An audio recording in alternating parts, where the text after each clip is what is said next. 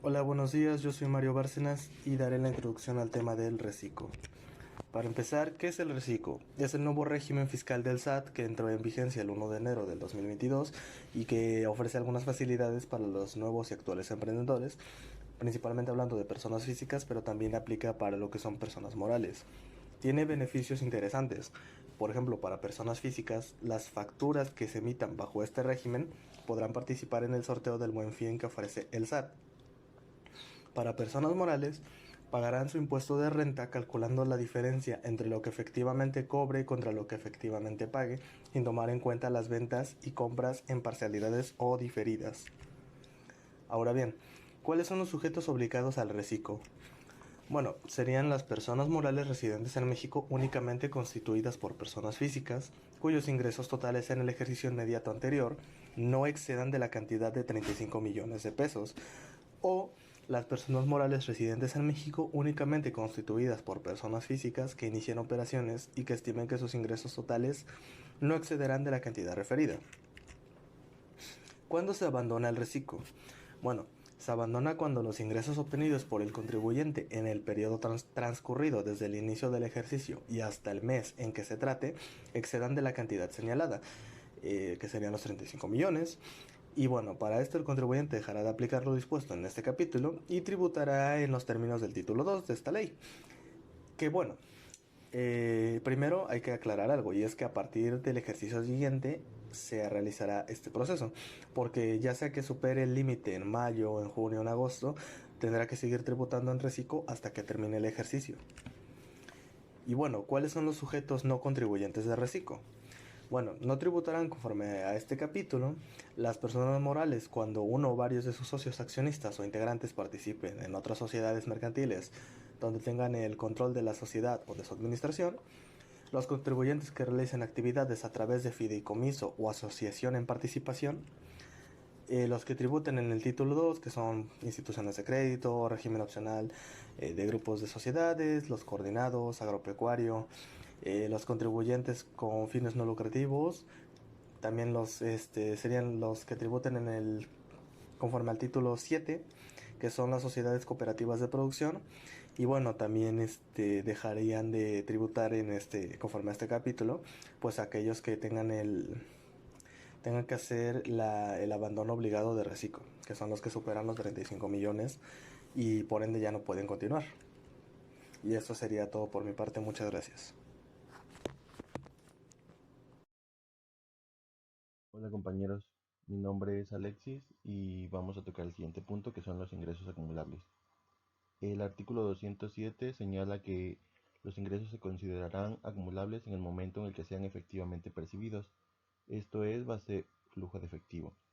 Los ingresos se considerarán efectivamente percibidos cuando se reciban en efectivo, en bienes o servicios, aun cuando aquellos correspondan a anticipos, a depósitos o a cualquier otro concepto, sin importar el nombre con el que se les designe. Igualmente se considera percibido el ingreso cuando el contribuyente reciba títulos de crédito emitidos por una persona distinta de quien efectúa el pago. Tratándose de los cheques, se considerará percibido el ingreso en la fecha que cobró el mismo o cuando los contribuyentes transmitan los cheques a un tercero, excepto cuando dicha transmisión sea una procuración. También se entenderá que el ingreso es efectivamente percibido cuando el interés del acreedor quede satisfecho mediante cualquier forma de extinción de las obligaciones.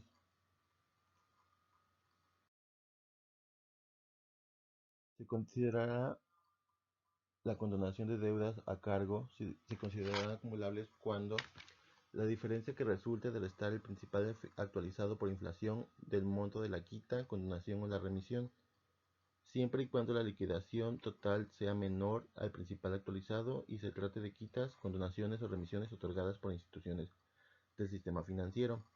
En el caso de condonaciones, quitas o remisiones de deudas otorgadas por personas distintas a instituciones del sistema financiero, se acumulará el monto total en dichas condonaciones, quitas o remisiones.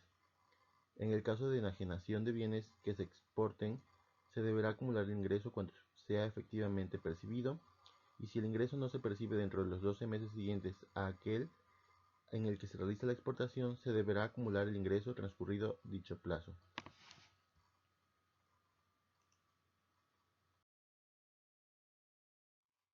Deducciones autorizadas. Según el artículo 208, se podrán efectuar las siguientes deducciones: las devoluciones sobre venta que se reciban o los descuentos de gasto financiero o bonificaciones que se hagan disminuyendo el valor de la compra, siempre que se hubiese acumulado el ingreso correspondiente y base de flujo de efectivo. Las adquisiciones de mercancías, así como las materias primas que no utilicen costo de venta. Los gastos netos de descuentos, bonificaciones o devoluciones. Las inversiones, activos fijos mediante la depreciación. Los intereses pagados derivados de la actividad sin ajuste o actualización alguna, así como los que se generen por capitales tomados en préstamo, siempre y cuando dichos capitales hayan sido invertidos en los fines de actividades de la persona moral y se obtenga el comprobante fiscal. Las cuotas a cargo de patrones pagadas por el INI correspondientes a los empleados, salvo que los del salario mínimo, y que los pague la empresa y que no sean deducibles. Las aportaciones efectuadas para la creación o incremento de reservas para fondos de pensiones o jubilaciones del personal, complementarias a las del Seguro Social, como primas de antigüedad. El monto de la deducción que se refiere a la fracción estará dispuesta en el artículo 25, fracción 10.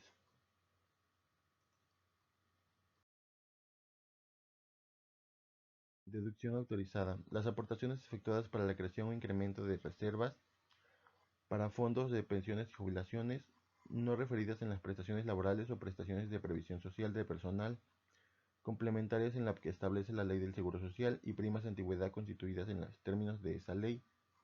El monto de la deducción a que se refiere esta fracción no excederá en ningún caso de la cantidad que se quiere aplicar.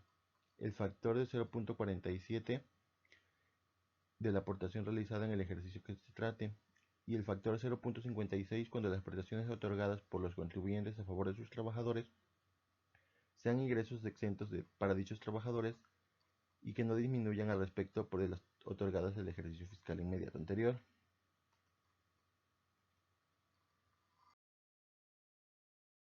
Partidas no deducibles. Recico aplica el artículo 28 de la ley de ISR para las partidas no deducibles, como son los pagos por impuestos sobre la renta a cargo del periodo del propio contribuyente o de terceros, ni las contribuciones en la parte subsidiada o que originalmente correspondan a terceros. Los gastos e inversiones en la proporción que se representa en los ingresos exentos respecto del total del ingreso del contribuyente. Los obsequios, atenciones y otros gastos de naturaleza análoga, con excepción de aquellos que estén directamente relacionados con la enajenación de los productos o la prestación de servicios y que sean ofrecidos a los clientes en forma general.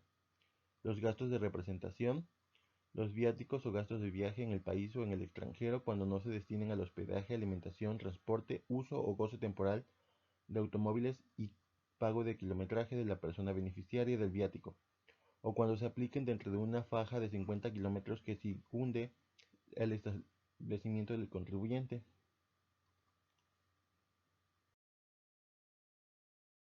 Tratándose de gastos de viaje destinados a alimentación, estos solo serán deducibles hasta por un monto que no exceda de 750 diarios por cada beneficiario, cuando los mismos se eroguen en territorio nacional, o 1.500 cuando se eroguen en el extranjero, y el contribuyente acompañe el comprobante fiscal o la documentación comprobatoria que ampare el hospedaje o transporte, cuando la documentación que ampare el gasto de la alimentación o el contribuyente únicamente acompañe el comprobante fiscal relativo al transporte. Los gastos de viaje destinados a uso temporal de automóviles y gastos relacionados serán deducibles hasta por un monto de 850 diarios, cuando se eroguen en territorio nacional o en el extranjero, y el contribuyente acompañe con un comprobante fiscal o la documentación comprobatoria que ampare el hospedaje o transporte. Los gastos asignados al hospedaje solo serán deducibles hasta por un monto que no exceda de 3.850 diarios, cuando se eroguen en el extranjero y el contribuyente acompañe de documentación comprobatoria que lo ampare en lo relativo al transporte. Las sanciones y las indemnizaciones por daños y perjuicios o las penas convencionales. Las indemnizaciones por daños, perjuicios y las penas convencionales podrán reducirse cuando la ley imponga la obligación de pagarlas por provenir de riesgos creados, responsabilidad objetiva, caso fortuito, fuerza mayor o por acto de terceros. Los intereses devengados por la prestación o por adquisición de valores a cargo del gobierno federal inscritos en el Registro Nacional de Valores, así como tratándose de los títulos de crédito o de créditos de los señalados en el artículo 8 de esta ley. Las provisiones para la creación e incremento de reservas complementarias del activo o del pasivo que se constituyen con cargo a las adquisiciones o gastos del ejercicio, las reservas que se creen para indemnizaciones de personal, las primas o el sobreprecio sobre el valor nominal que el contribuyente pague por el reembolso de las acciones que emita, las pérdidas por el caso fortuito, fuerza mayor o enajenación de bienes. El crédito comercial, aun cuando sea adquirido por terceros, los pagos por el uso o goce temporal de aviones o embarcaciones, en este caso el uso o goce temporal de casas habitación, solo serán deducibles en los casos que se reúnan los requisitos del reglamento del ISR. Tratándose de automóviles, solo serán deducibles los pagos efectuados por el uso o goce temporal de automóviles, hasta por un monto que no exceda de 200 pesos diarios por automóvil o 285 diarios por automóvil de motor eléctrico. Las pérdidas derivadas de la enajenación, así como por un caso fortuito o fuerza mayor de los activos cuya inversión no es deducible conforme a lo dispuesto por esta ley. Los pagos por concepto de impuesto de valor agregado o del impuesto especial sobre producción y servicios que el contribuyente hubiese efectuado y el que le hubieran trasladado. Las pérdidas sobre que deriven de fusión, reducción de capital o de liquidación de sociedades en las que el contribuyente hubiera adquirido acciones, partes sociales o certificados de aportación patrimonial en las sociedades nacionales de crédito. Las pérdidas que provengan de la enajenación de acciones y de otros títulos, valor cuyo rendimiento no sea interés en los términos del artículo 8 de la ley. Tampoco serán deducibles las pérdidas financieras que provengan de operaciones financieras derivadas de capital referidas a acciones o índices accionarios. Las pérdidas se actualizarán por el periodo comprendido del mes en el que ocurrieron y hasta el mes del cierre del ejercicio. Los gastos que se hagan en el extranjero a prorrata con quienes no sean contribuyentes del impuesto sobre la renta, las pérdidas que se obtengan de las operaciones financieras derivadas y en las operaciones a las que se refiere el artículo 21 de la ley. En el 91.5% de los consumos restaurantes, para que se proceda a la deducción de la diferencia, el pago deberá efectuarse invariablemente mediante la tarjeta de crédito, el débito de débito o de servicios, o a través de los monederos electrónicos que el efecto autorice el Servicio de Administración Tributaria, el SAT. Los gastos que en comedores por su naturaleza no están a disposición de todos los trabajadores de la empresa y aun cuando lo estén, no serán deducibles. Los pagos de servicios aduaneros distintos a los honorarios de agentes aduanales y de los gastos en los que incurran dichos agentes. Los pagos realizados por partes relacionadas a través de un acuerdo estructurado, los pagos de cantidades iniciales por el derecho de adquirir o vender bienes y divisas, acciones u otros títulos de valor que no coticen en el mercado, la restitución efectuada por el prestario por un monto equivalente a los derechos patrimoniales de los títulos recibidos en préstamo, las cantidades que tengan del carácter de participación en la utilidad del contribuyente o estén condicionados a la obtención de esta, los intereses que deriven del monto de las deudas del contribuyente,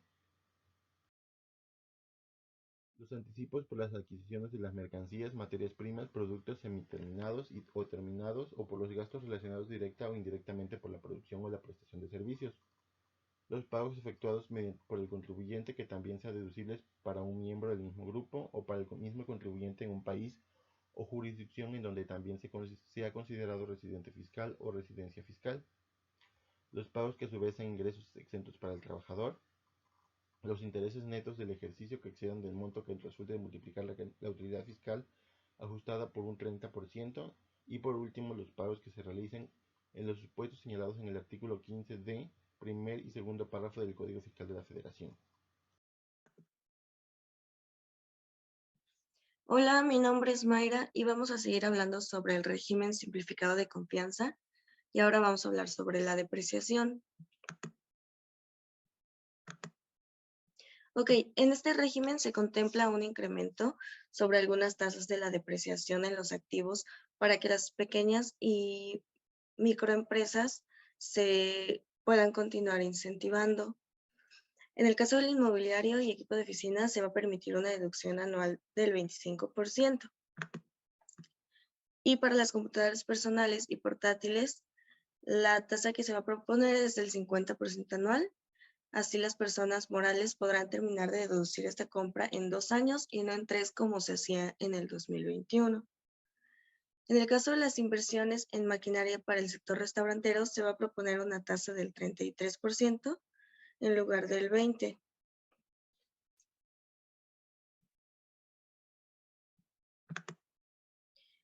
Entre los activos que sufrieron cambios en los porcentajes de las deducciones están las construcciones, del 5 pasó al 13, los mobiliarios y equipo de oficina del 10 al 25, las computadoras del 30 al 50, dados, troqueles, moldes, matrices y herramientas del 35 al 50% y las bicicletas del 25 al 50%, por mencionar solamente algunos.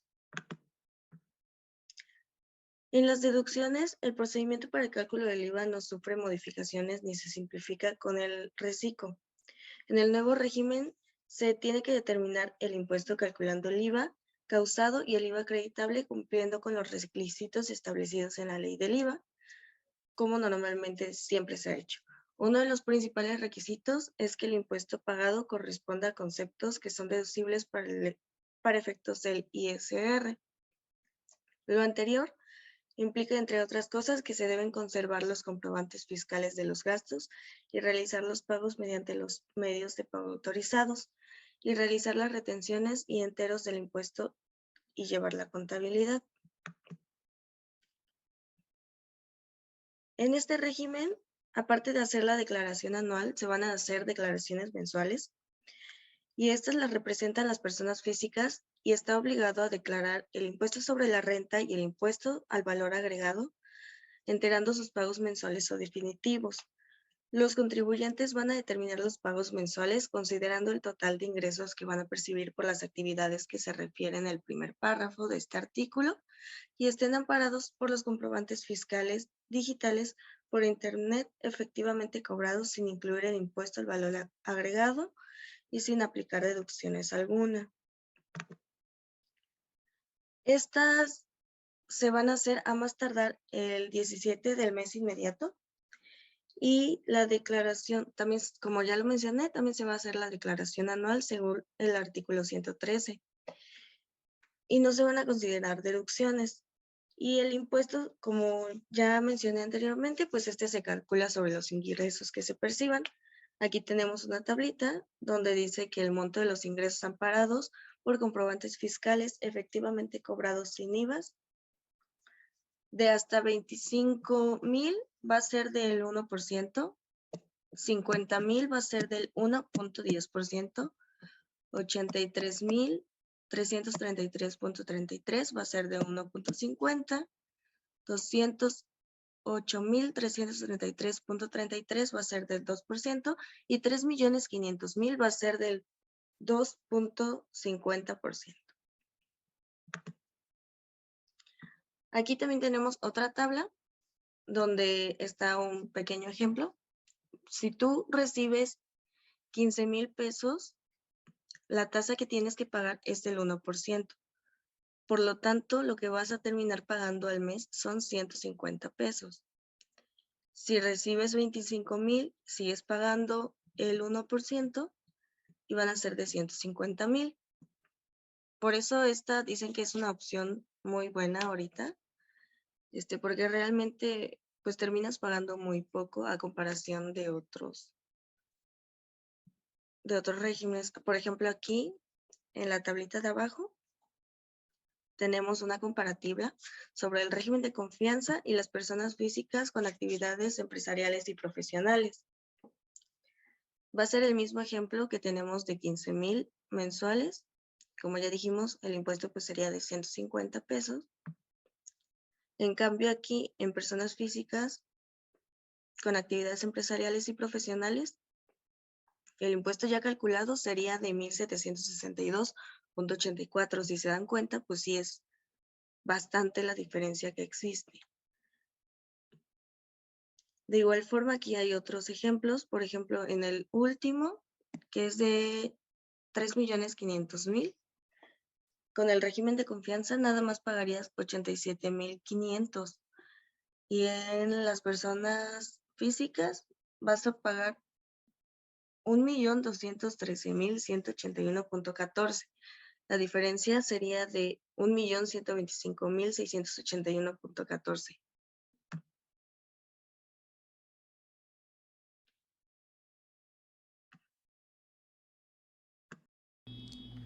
buenas tardes. Mi nombre es Alfredo Hernández Aguilar. Les explicaré sobre el caso práctico de Recico. Como anteriormente mis compañeros ya han comentado qué es Recico, en qué empresa se efectúa y muchas más cosas. Este es el caso práctico para una empresa que compra mercancía.